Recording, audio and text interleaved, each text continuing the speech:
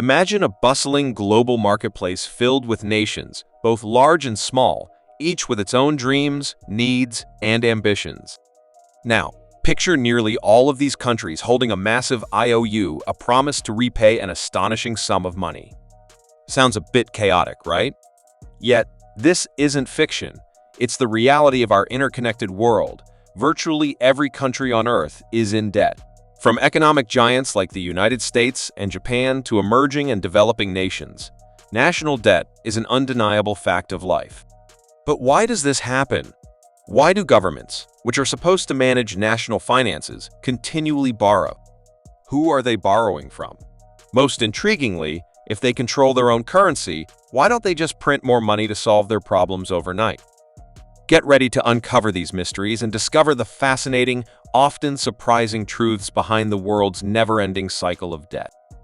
So, why does a country, with all its resources and power, end up owing money? It boils down to a fundamental imbalance. Governments often spend more than they collect in taxes. This difference is known as a budget deficit, and when these deficits accumulate year after year, they result in national debt. But what drives this spending spree? Consider everything a government provides: roads, schools, hospitals, defense, social security, scientific research, emergency services, and much more. These essential services require significant financial investment. While tax revenues can be substantial, they often aren't enough to cover all these costs, especially as populations grow and the demand for services increases. Conflict is incredibly expensive.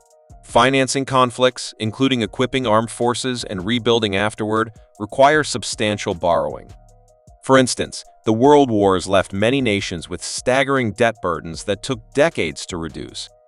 When economies slow down, tax revenues decline because people earn and spend less. Simultaneously, government spending on unemployment benefits and other social safety nets tends to rise. To stimulate the economy and support their citizens, governments often increase spending or cut taxes, leading to larger deficits and more debt.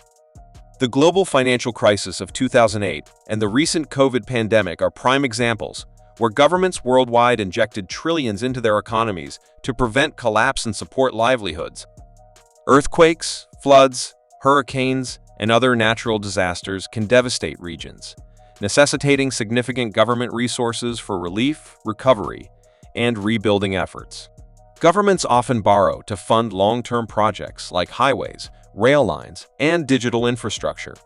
These investments stimulate economic growth but require substantial upfront capital, which is typically not available from annual tax revenues. Borrowing allows costs to be spread over many years, benefiting future generations. In many developed countries, an aging population increases reliance on social security and healthcare programs, significantly adding to government spending and long-term debt.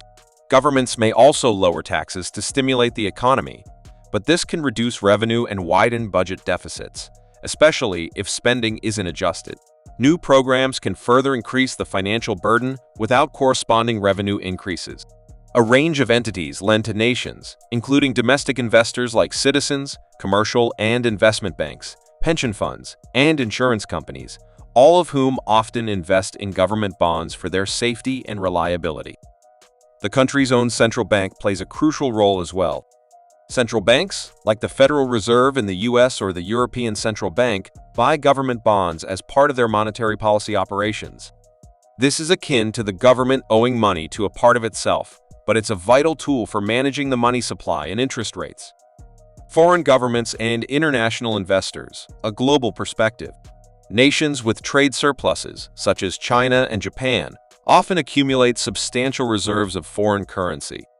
They frequently invest these reserves in the government bonds of stable economies, particularly U.S. Treasury bonds, which are regarded as very safe and liquid investments. This creates a complex web of international financial relationships. Institutions like the International Monetary Fund and the World Bank provide loans to countries, often those facing economic difficulties or needing funds for specific development projects. Foreign private investors, similar to domestic investors, include foreign banks, hedge funds, mutual funds, and individual investors who purchase government bonds from various countries. They do so in search of diversification and returns. When a government borrows money, it issues bonds, essentially IOU certificates, promising to repay the principal amount plus interest over a specified period.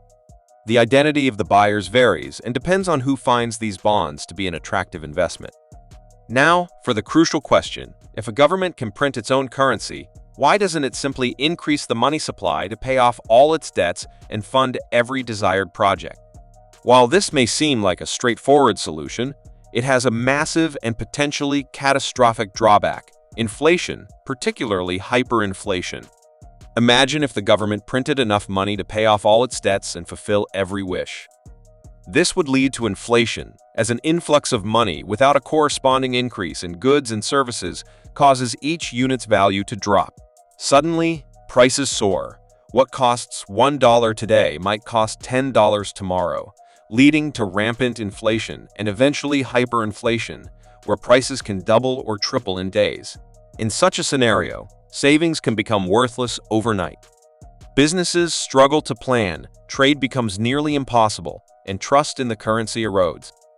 This can result in foreign investors fleeing and the economy coming to a standstill. Historical examples, like Weimar Germany, Zimbabwe, and Venezuela, show the devastating effects of excessive money printing. A stable and trustworthy currency is vital. If people believe the government will print more money during challenges, it undermines confidence and negatively impacts international trade and investment. Instead of printing money, governments often choose to borrow by issuing bonds for several important reasons. Borrowing allows governments to finance their operations without flooding the economy with new money.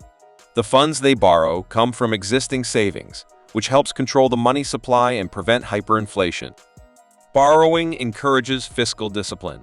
Governments must repay their debts with interest, creating an incentive to manage their spending more carefully than if they could print money without limits. Governments issue bonds to access global capital, allowing them to fund large projects and respond quickly to emergencies without depending solely on tax revenues. Responsible borrowing signals financial stability, maintaining a good credit rating that lowers future borrowing costs. However, excessive debt can lead to significant issues. Just as individuals struggle with large loans, heavily indebted countries must dedicate a large portion of their budgets to interest payments, limiting funds for essential services like education and healthcare. During economic downturns, such countries have restricted borrowing capacity and may face higher interest rates, complicating efforts to stimulate the economy. Heavy borrowing can also drive up interest rates for private businesses, slowing economic growth.